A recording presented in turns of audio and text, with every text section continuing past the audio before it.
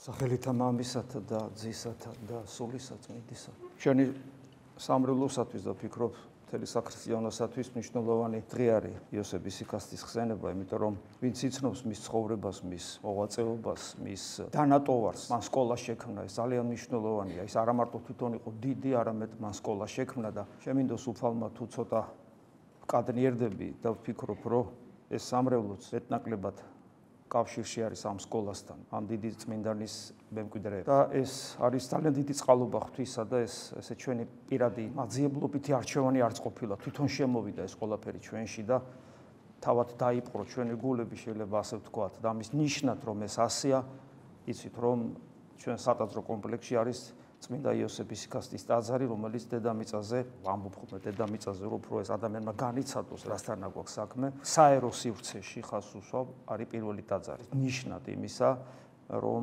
ჩვენიზაციური ფარველია, ასე ვთქვათ, მოდი და პატრიარქის კურთხევაც ისე სასწაულებრივად მოხდა, და მე ამ ტაძრის აშენებას რო ეს ცალკე თემაა კიდევ, როგორ ჩაერია ღმერთი ამ ყველაფერში. დღეს შეიძლება მე ამ დიდი წმინდანის ამონარიდები მომეტანა, ამის გაკეთება ყოველთვის შეიძლება, იცით რომ ჩვენ გვაქვს ეს ტრადიცია, რომ რომელიღაცა წმინდა მამას ვიღებ და მისი თხზულებებიდან ამონარიდები მოგვაქვს და განმარტავთ.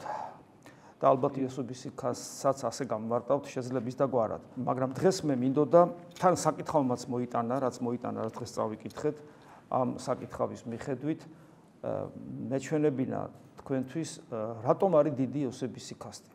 ანუ ესე იქნება წმინდა წერილის საკითხავი, რომელიც გააცოცხლა, რომლის რეალიზებაც მოახდინა ამ დიდმა ადამიანმა არა მარტო საკუთარ თავში და გავიწყოთ ეს მე-20 საუკუნეა, არამედ მის მოწაფეებში და დღევანდელ მის მემკვიდრეებში ეს გრძელდება, რაც ძალიან მნიშვნელოვანია და ცოცხალია. უფალი ეუბნება თავის მოწაფეებს, რომ თქვენ ნეტარნეხათ, იმიტომ რომ ხედავთ იმას, რისი დანახვაც ბევრს უნდოდა, მაგრამ ვერ ხედავთ და გესმით ის, რისი მოსმენაც ბევრს უნდოდა, მაგრამ არ ესმოდა.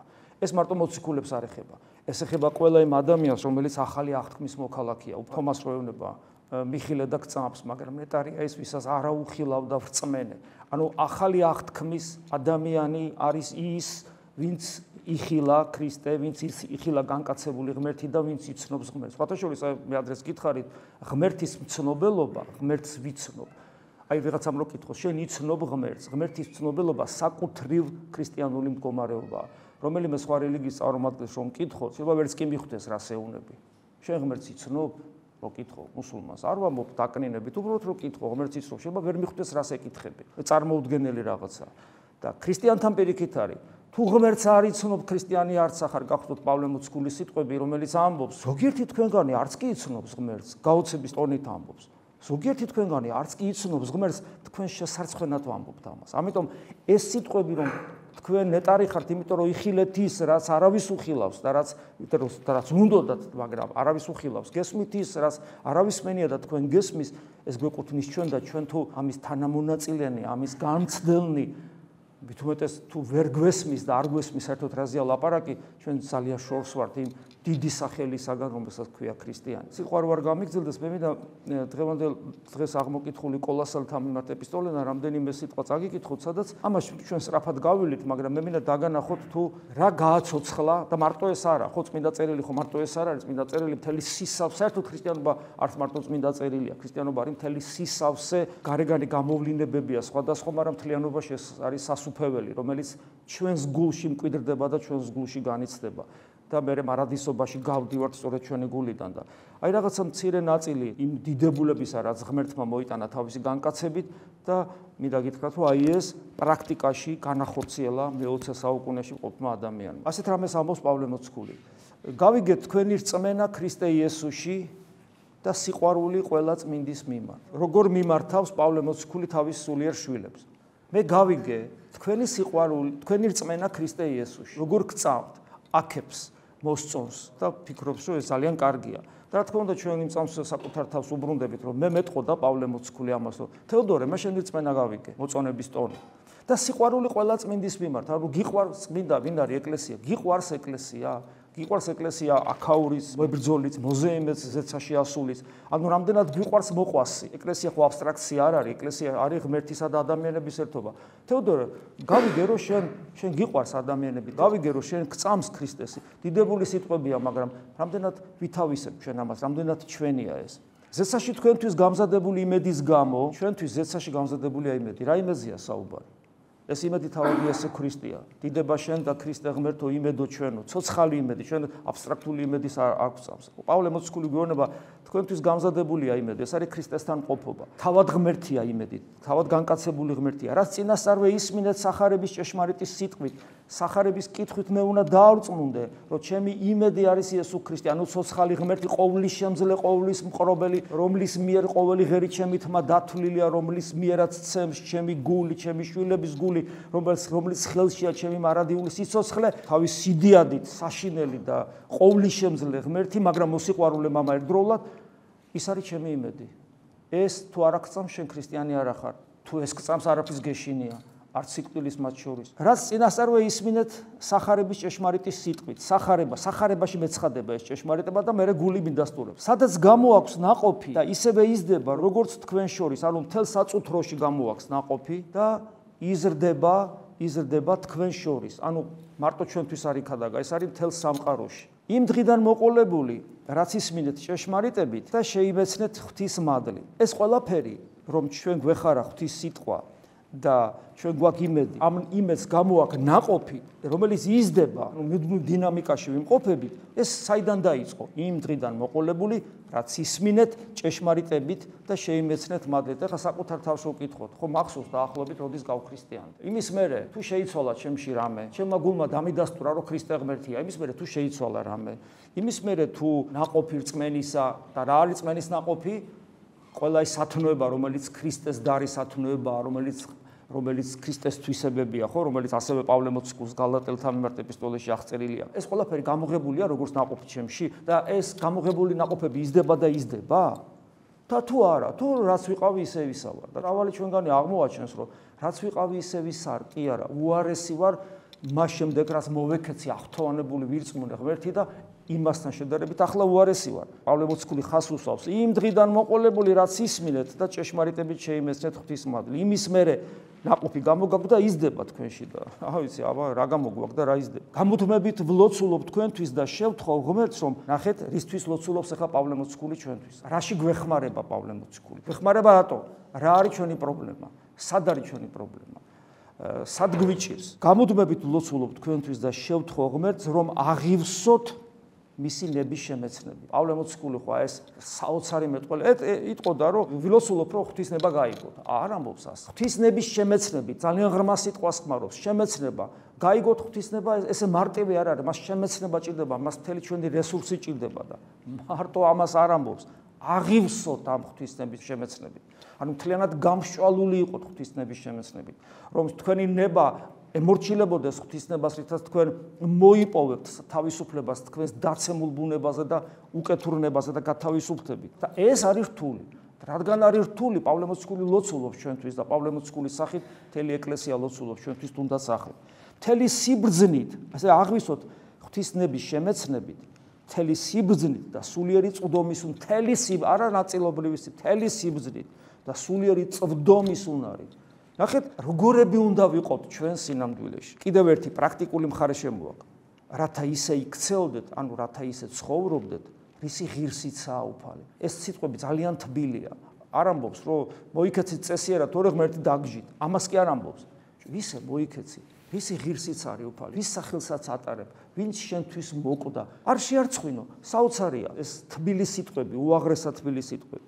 ყოველნაირად ვცდილობდეთ ამოთ მას.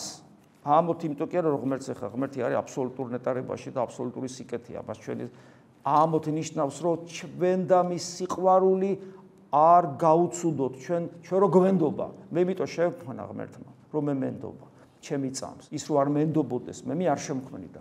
თითოეული ჩვენგანი, რომელიც გამორჩეულია დედის მუცლიდან, თითოეული ჩვენგანი, რომელიც სამყაროს შექმნამდე ღვთისცნობიერებაში იყო, ყოფიერებაში ღმერთმა შემოიყვანა, იმიტომ რომ ის ჩვენ გვენდო.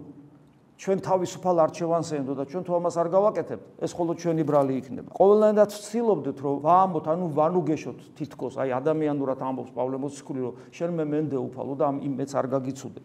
ნაყოფი გამოგქონდეს ყველა კეთილსაქმეში, არა საქმეში, არამედ კეთილსაქმეში. არა უბრალოდ კეთილსაქმეში, არამედ ყველა კეთილსაქმეში და თუ ჩემს ცხოვრებაში რამე უკეთურია, ის უნდა მოვიძულო და თუ რამე დარჩა, მხოლოდ კეთილი უნდა იყოს და ყველგან ნაყოფი უნდა გამომქონდეს. ანუ ღვთისათვის სათნოთ ცხოვრობდეთ, ღმერთი იდიდებოდეს და თქვენ იზრდებოდეთ ღვთის შემეცნებით. მუდმივი პროცესია. არასოდეს არ გაჩერდება ჩვენს მიერ ღმერთის შემეცნების პროცესი, ჩვენს მიერ ღმერთის ცნობის პროცესი, პიროვნული კავშირი, კომუნიკაცია ღმერთთან არასოდეს არ შესუსტება, ის უნდა გაიზარდოს უსასრულობამდე, სანამ ქრისტეს მსგავსნი არ გავხდებით. ყოველმხრივ ძლიერდებოდეთ მისი დიდების სიმტკიცით, ძლიერდებოდეთ არა შენით, რატო არ შეუძლია ადამიანს რომ ესე იგი ცხონდეს, რატომ არ შეუძლია ადამიანს თავის გადარჩენა, რატომ არის ადამიანური სრულყოფილება შეუძლებელი ღმერთის გარეშე, იმიტომ რომ ჩვენ სრულყოფილება გვესმის არა როგორც ბიოლოგიური, გონიერი არსების ფსიქოსომატური სრულყოფილება, არამედ ჩვენ სრულყოფილება გვესმის ქრისტიანებს როგორც ღმერთად გახდომა, ღვთისშვილად ყოფობა, მარჯვენით ქრისტესთან ერთად მარჯვენით მამის დაждდომა. აი ესე გვესმის. ეს კიდე ღმერთის გარეშე რა თქმა უნდა შეუძლებელია, ამიტომ უნდა ვძლიერდებოდეთ მისი დიდების სიმტკიცით ჩვენში. ღმერთი დიდებულია, თავისთავად ცხადია, მაგრამ ეს დიდება ჩვენში მტკიცეთ უნდა იყოს ფესვგადგმული, რათა ყოვლის მომთმენი,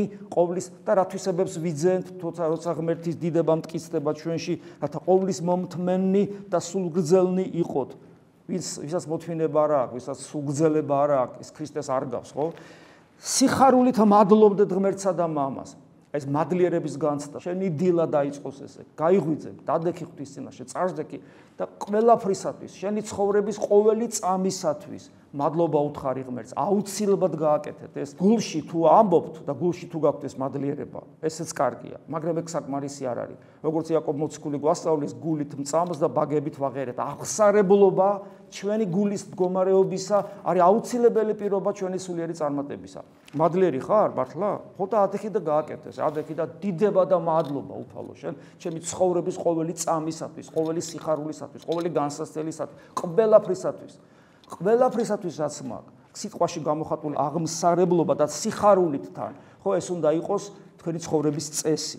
ვინც ამას არ აკეთებთ, თქვენ ვერ ვითარდებით, ეს ძალიან მნიშვნელოვანია ამის გაკეთება.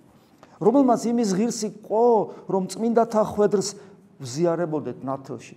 ისეთი დიდებულება გველოდება, მის წარმოდგენაც კი არა გვაქვს, როგორც პავლე მოციქული ამბობს. და თუ ვინმეს ღმერთმა პატარა წინა გემოს ხილვა მისცა, ოდნავ მაინც რა ელოდება მას მარადისობაში თუ ქრისტესია, მისი ცხოვრება დიამეტრალურად იცვლება. ეს არის საერთოდ წარმოუდგენელი რაღაცა და კიდევ ერთხელ ვამბობთ, ისეთი რამ გველოდება წინ ჩვენ ყველას თუ ქრისტესთან ვიქნებით, რომ უბრალოდ გამოთქმა ამისი არის აბსოლუტურად შეუძლებელი და ყველას გექნებათ ეს წინა გემოს ხილვა თუ თქვენ უერთგულოთ უფალს და მისი ცნებებით იცხოვრებთ. რომელმაც გვიხსნა სიბნელის ხელმწიფებისგან დაცემული ანგელოზის, ანუ ეშმაკის ხელმწიფება, ეს არის ამასოფლისული, ეს არის ჩვენი სიმართლე, ეს არის ჩვენი უკეთური ნება და ეს არის ჩვენი პირუტყული და დემონური მიდრეკილებები ჩვენში არსებული. და შეგვიყვანა თავის ძის სასუფეველში. სასუფეველში შეგვიყვანა, არ ამბობს შეგვიყვანს, შეგვიყვანა, სანამ მოკვდებით, სანამ გარდაიცვლებით, მანამდე უნდა შეხვიდეთ სასუფეველში, რომელიც არის თქვენში ერთი და რომელიც არის ჩვენ შორის ორი, ანუ ეკლესიის ორგანული ნაწილი ხარ და შენ ამ როგორც ორგანული ნაწილი ეკლესიისა, რომელსაც გიყვარს მოყვასი, შენ თავად ხარ ღვთის ტაძარი და შენში ღიებს ღვთის სასუფეველი. სასუფეველი თქვენშია, გახსოვთ უფლის სიტყვები. ვინც გამოგისყიდა თავის სისხლით და მოგვიტევა ჩვენ ცოდვები, არ დაგავიწყდეს ეს დიდებულება, რატო გეძლევა, ვინ ახარ შენ, რატო გეძლევა? დაუმსახურებად, იმიტომ რომ ღმერთი მოვიდა და შენს მაგივრად მოკვდა. ხშირად ჩვენ ეს არ გვესმის ბოლომდე რას ნიშნავს. შეიძლება ვიღაცა მოკოდეს შენს მაგივრად, შეიძლება ვიღაცა გადაგეფაროს, შეიძლება შენი ახლობელმა შენთვის თავი გაწიროს და გადაგარჩინოს, ისე უყვარხარ, ეს არის კარგი, დიდებული, მაგრამ ამას აქვს დროებითი ეფექტი, იმიტომ რომ გიხანგძლევა ცხოვრება, თქვათ, რამდენიმე წელი ამ ქვეყანაზე. აქ ლაპარაკი ამაზე კი არ არის, აქ ლაპარაკია ჩვენს არსობრივ ონტოლოგიურ ცვლილებაზე, ტრანსცენდენტულ ყოფიერებაში ასვლაზე, სადაც ვერ ავალთ, თუ ოდნავი ბიცი არის ჩვენში უკეთურებისა. და ეს ბიცი, ანუ უკეთურება, რომელიც ჩვენ გვაქვს და თუ გადავხედავთ საკუთარ ცხოვრებას, ჩვენ ცხოვრებაში აუცილებლად იპოვით თითოეული ჩვენგანი, ჩვენ ცხოვრებაში აუცილებლად ვიპოვით ისეთ რაღაცას, დანაშაულს ჩადენილს ჩვენი დაცემული ბუნებისგან. ასაკში შესული ხარ, რომ გადაავლებ შენ ცხოვრებას, აღმოაჩენ, რომ არის რაღაცები შენ ცხოვრებაში გაკეთებული ისეთი, რომელსაც ვერაფრით ვეღარ გამოასწორებ. ნუ აი ძალიან ბანალური და ცუდი მაგალითია აბორტი, ქალმა გაიკეთა აბორტი, ვერაფერს ვეღარ უშველი ამას. სულ ოყირას დადგე ვერ გააცოცხლებ იმ ბავშვს, გესმის? და ასეთი რამდენი რამეა. შეიძლება ადამიანს სიტყვა უთხარი გაიარე და ისე დაიჭრა ეს ადამიანი, რომ მთელი ცხოვრება ფეხზე ვეღარ წამოდგა, ვეღარ გამოასწორებ ამას. და ასე შემდეგ, ცილი დასწამე და ასე შემდეგ. რატო უნდა მოგეტევოს? შენ ხო ისეთი რამე გააკეთე, რომელიც აღარ სწორდება. იმ ადამიანს არაფერი აღარ შველის ამ ქვეყნიური თვალსაზრისით. სად არის აქ გამოსავალი? გამოსავალი იმაშია, რომ ის გამოჩენ ჯოჯოხეთის, ანუ ღმერთის დაკარგვის ღირსი ხარ, სამართლებრივად. გაუქმებულია ეს სასჯელი. მიტევებული კი არა გაქვს, გამართლებული ხარ. ანუ აი გამართლებულია, დამნაშავე აღარ ხარ, როგორც პავლე მოციქული ამბობს, იმიტომ რომ დაუმსახურებლად შენთვის ღმერთი მოკვდა. აი ამაშია, აი ეს მისტიკა, ამაზეა საუბარი და სწორედ ამაზეა საუბარი, როცა გამოგვისყიდა თავის სიცოცხლით, მე მოგვიტევა ცოდვები და თავად ვიცეს გააკეთა არის უხილავი ღმერთის ხატი, ანუ მე ქრისტეს ვხედავ და ვხედავ მამას, ქრისტეს ვხედავ და ვხედავ გალაქტიკების შემოქმედს. მასში შეიქმნა და კიდევ უფრო მეტად ადასტურებს, მასში, ანუ ქრისტეში შეიქმნა ყოველგვარი მიწიერი, ზეციერი, ხილული თუ უხილავი, საყდარნი თუ უფლებანი, მთავრობავანი, ხელმწიფებანი, ესენი ანგელოზთა დასებია. ანუ ხილულის და უხილავის გალაქტიკების მთელი ეს ანგელოზთა ყველაფერი ქრისტეს მიერ, ქრისტეშია შექმნილი და მან თავის განკაცებით თავის თავში შემოიყვანა. ყოველივე მის მიერ, ქრისტეს მიერ და მისთვის შეიქმნა. ანუ ადამიანი, როგორც გონიერი არსება, ცხოველს რა მოეკითხება და არც არავინ არაფერს არ ეკითხება. მაგრამ ადამიანი, როგორც მოაზროვნე და თვითუფლებრივი არსება, ვალდებულია, რომ ეს იცოდეს და არჩევანი გააკეთოს. ვალდებულია. თუ ადამიანი ვალდებული არ არის, ადამიანის აღარ არის. აღარც თავისუფალი აღარ არის. და ყველაფერი მისი მეოხებით დგას, ეს ყოვლის მყრობელობა. მისი მეოხებით. ღმერთს უნდა და იმიტომ არსებობს. მთელი ეს სამყარო, მატერია, მიკროსამყარო, მაკროსამყარო, ბიოლოგიური სიცოცხლე, ჩვენი გული მაგიტოცებს. ყველაფერი მისი მეოხებით, ყოვლის მყრობელია. ის არის თავი ეკლესიის სხეულის. აი ეკლესია ის თავია. თავი სადაც არის სხეულიც იქ არის, ამიტომ ოქროპირი ამბობს, ჩვენ უკვე პოტენციაში ვართ ზეცაში, ამას პავლე მოციქულიც ამბობს ეპესელთა მარტეპისტოლეში. ის არის თავი ეკლესიის სხეულისა, პირშო მკვდართაგან, რათა ყველაფერში პირველობდეს. პირშო მკვდართაგან ნიშნავს, რომ ის არის ის, ვინც მოკვდა და გაცოცხლდა და პირველია ეს, რადგან ყველაფერში პირველობდეს. ამით გეუბნება, ნუ გეშინია, შენ მოკვდები, მაგრამ აღსდგები, იმიტომ რომ ქრისტემ გაიარა ეს გზა, კი არ გადარჩა სიკვდილში. შენი ბუნება მიიღო და სიკვდილი გაიარა. გაიარა და შენს გაგატარებს, თუ მასთან ერთად იქნები. და ანუ აღდგები მკვდრეთი. კეთილინება მამამ, რომ მასში დამკვიდრებული იყო მთელი სავსება. აქ ლაპარაკი არის ყველაფერი რაც შექმნილია მასშია დამკვიდრებული. მთელი სამყარო მისის განკაცებული სხეულის გაგრძელებაა, რათა მისი მეშვეობით შემოერიგებინა ყოველი და მისი ჯვრის სისხლით დაემშვიდებინა, ანუ მტრობა, უსიყვარულობა, კაენი, რომ პირველი ადამიანი, რომელიც დედამიწაზე დაიბადა, მკვლელია, სიზულულით ახსავსია. შემოერიგებინა ყველა ჯვრის სისხლით დაემშვიდებინა ყველაფერი. მიწიერის და ზეციერის. ღმერთის ადამიანად მოსვლა არის კოსმიური მოვლენა. ყველაფერი შეცვალა და პოტენციაში ეს მომხდარია და ახლა მიდის პროცესი ამის რეალიზებისა. ის რაც ღმერთმა გააკეთა უკვე მოხდა, მაგრამ ღმერთთან დრო არ არის და ჩვენთან რადგან დრო არის, ის რაც ღმერთში უკვე მომხდარია, ჩვენ დროში ვწელავთ ამას და დროში ვრეალიზდებით. მოხდება ის და ხდება ის, რაც აქ არის. და ყველაფერი ეს მისი განკაცებით და მისი დაღვრილი სისხლით. და თქვენს ოდესღათ მახსენებს. უცხო ქმნილნი თუ გონებით მტერნი, უცხოც ვიყავი, გონებითაც მტერი ვიყავი და საერთოდ საშინელება ვიყავი, სანამ ქრისტეს შევიცნობდი. მე თუ ეს არ მახსოვს, მე თუ ამას დავივიწყებ და ის ვინც ბავშვობიდან ეკლესიაში აღიზარდა და მან ეს არ იცის, ის უნდა ენდოს მშობელი რაღაცას რო ენდობა და ასწავლის და თუ ის არ ენდობა მშობელს ამაში, აცდება გზას, ანუ შესაბამისად ვერ იქნება მადლიერი, აცდება გზას და უძღების შვილივით წავა ამ სოფელში. გახდება ღორების მწყემსი და მე თუ მოეგო თავსათვისა, როგორც უძღებიშვილი მოეგო თავსათვისა, მე შეიძლება დაბრუნდეს და შეიძლება ვერც მოეგოს. ამიტომ ოდესღაც უცხოქმნილი და გონებით მტერნი, უკეთურ საქმეთაკენ მიდრეკილნი და მეტა მარტო მიდრეკილნი და არა ახსმსრულებელნი, აც მისი სიკვდილით შეგირიგათ მისავე ხორციელ სხეულში. შეგირიგათ, ძმა გიწოდა, მეგობარი გიწოდა, შვილი გიწოდა, მოწაფე გიწოდა, თავის საქმის გამგზელებელი გიწოდა, თავისი თანამემკვიდრე გიწოდა, მადლით ღმერთი გიწოდა. და რატომ? რათა წმინდანი და უბიწონი, ნახეთ, წმინდა და ხშირად ადამიანს წმინდა არ ესმის რა არის. უბიწო, უბრალო წარგადგინათ თავის წინაშე. სხვანაირად ვერ წარსდგები. იონე მოციქული ამბობს, ჩვენ რომ გარდავიცვლებით და თუ ვცხონდით, დავინახავთ მას, დავინახავთ რომ ჩვენ მისნაირები ვართ. აი ქრისტესნაირი ხარ შენ და თუ არა ხარ ქრისტესნაირი, მას ვერ იხილავ. მაგრამ ამისთვის საჭიროა რომ რწმენით დამკვიდრებულნი და გამტკიცებულნი არ განეშოროთ რას? სასოებას სახარებისა, რომელიც ქსმენიათ სისქვეშეთის ყველა ქმნილებისათვის ქადაგებული, ეს ქადაგებული ზოგმა ისმინა, ზოგმა არ ისმინა და შენ მადლობა ღმერთს ისმინე და მოვიდა შენამდე. იმედი, რომელიც განგვამტკიცებს და რწმენაში გვამკვიდრებს, ეს იმედი გვეწოდება სახარებიდან. ამიტომ არ მოცილდეთ სახარებას. სახარება გაცილებით ფართე ტერმინია, მინდა გითხრათ, ვიდრე 4 სახარება და ვიდრე მოციქულთა წერილები. ლიტურგიაც სახარებაა, ღვთის სიტყვის ქადაგებაც სახარებაა, ხატით სახარებაა, ტაძარით სახარებაა, წმინდა მამათა თხუზულებებით სახარებაა, საეკლესიო კრებათა დადგენილებების, რომელმაც დოგმატები გამოთქვეს. ყველაფერი არის სახარება და ყველაფერი ეს გვახარებს რას? რომ ღმერთი მოვიდა ადამიანად და შენთვის, რომ შემარადიულად გაცოცხლო, როგორც თავის შვილი. ამ ყველაფრით მტკიცდებით და ფიქრიც ამ თემაზე ესეც სახარებაა.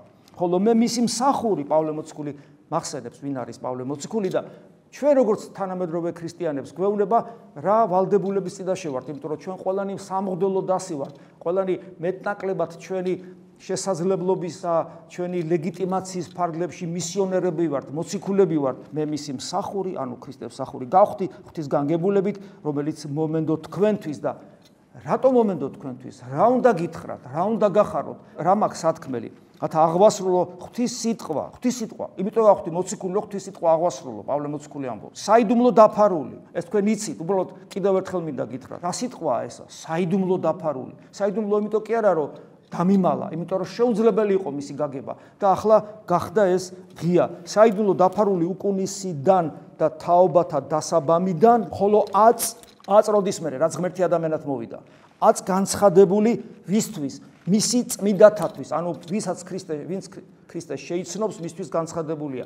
ვინც ქრისტეს უარყოფს, მისთვის კვლავ საიდუმლო რჩება. მისი წმინდათათვის, რომელთაც ღვთისნებით ეუწყა და მის წმინდანებს, ანუ ქრისტიანებს, ახალი აღთქმის მოქალაქეებს, იგივე ეკლესიის წევრებს ღვთისნებით ეუწყა. და ამ შემთხვევაში პავლე მოციქული, როგორც უფრო წმინდა და უფრო გუნდხურვალე და უფრო ერთგული, მას კარგად განემარტა და მერე პავლე მოციქული განგვიმარტავს ჩვენ. მაგრამ თუ ჩვენი გული არ არის ამისთვის მზად, ჩვენ ვერ მივიღებთ პავლე მოციქულს და გავატარებთ ყურებშუა, როგორც სამწუხაროდ, ამას ვაკეთებთ, იმიტომ რომ ვკითხულობთ ამ ადგილს წმინდა წერილისას, მაგრამ ჩვენ ეს არ გვესმის.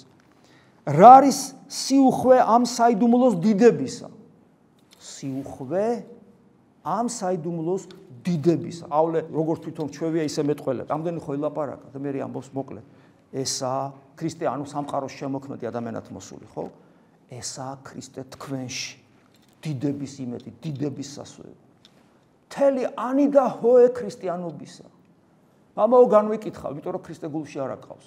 მამაო სიყვარულს ვერ ვგრძნობ ადამიანების მიმართ, იმიტომ რომ ქრისტე გულში არ აკავს. მამაო სიმშვიდე არ მაქვს, იმიტომ რომ ქრისტე გულში არ აკავს. მამაო რაღაც სოდვებისკენ მიდრეკილი ვარ და ვერ ვერევ, იმიტომ რომ ქრისტე გულში არ აკავს. სანამ ქრისტე გულში არ გეყოლება, ღვთის ტაძარი არ იქნები და სანამ არ იქნები ღვთის ტაძარი და სიმონ ახალი ღვთისმეტყველი.